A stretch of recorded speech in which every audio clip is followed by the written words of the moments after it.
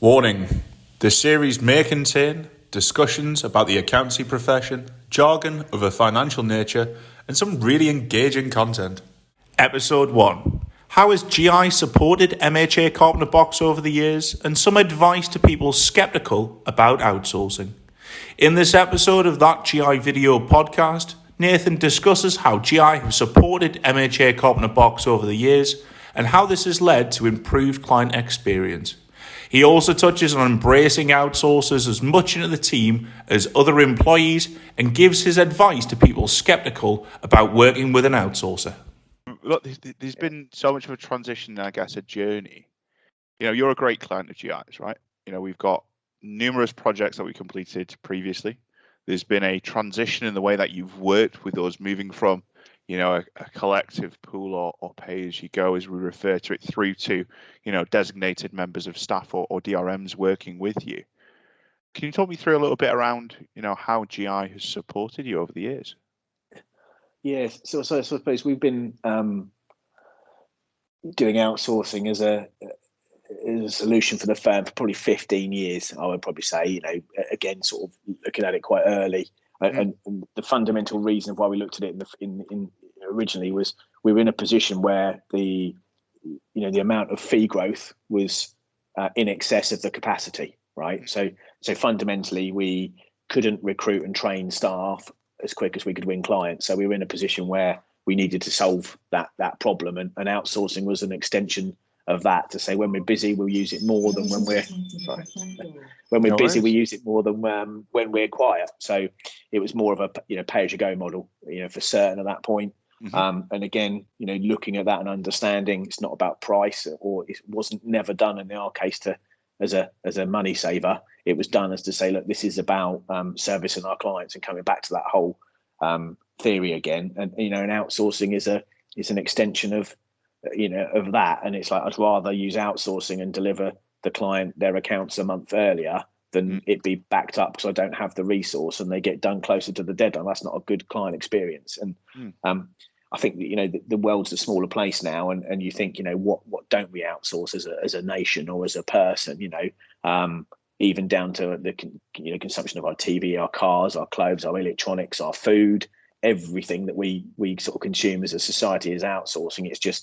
This is just an extension of that. I think whereas maybe 15 years ago there was still this whole bit about the cultural sort of thoughts around protection of jobs in the UK and all this sort of stuff, and it's like, well, we would hire people from the UK if we just can't find them quick enough, right? That's the fundamental reason. This isn't a replacement of.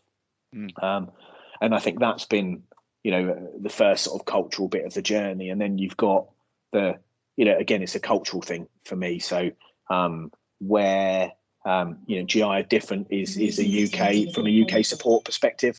I find that really useful in terms of if somebody based in the UK has no timing differences, can come and visit, that sort of whole, well, pre-COVID, but could come and visit and the relationship was different.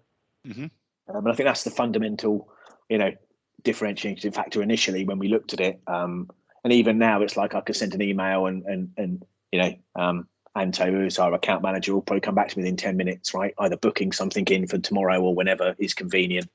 And that's been a really good thing. And off the back of that is the communication in terms of how's it working, right? All being honest about it, bits that aren't working, we can talk about. Bits that are working, we can talk about equally. So that's been quite a useful. And we've gone from sort of trialing it on a pay-as-you-go model to sort of a DRM model, primarily sort of starting from a sort of bookkeeping perspective, to now looking at the sort of compliance element. So we have a commercial department that looks at the sort of the micro 105 businesses, and a corporate department that looks at the sort of larger 102 effectively clients and upwards.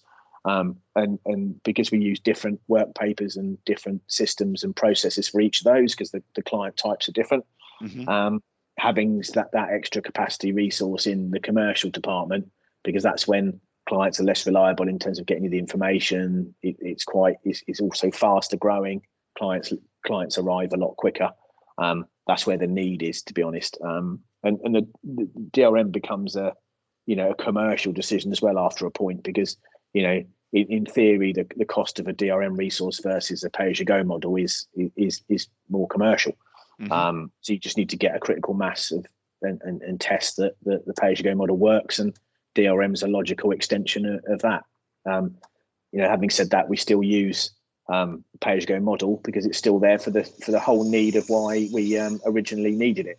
Because when we have bottlenecks and we're busy, we need that resource. Whereas the DRM resource is almost a replacement of an existing, or not replacement of an existing, but an additional existing resource that's constantly available.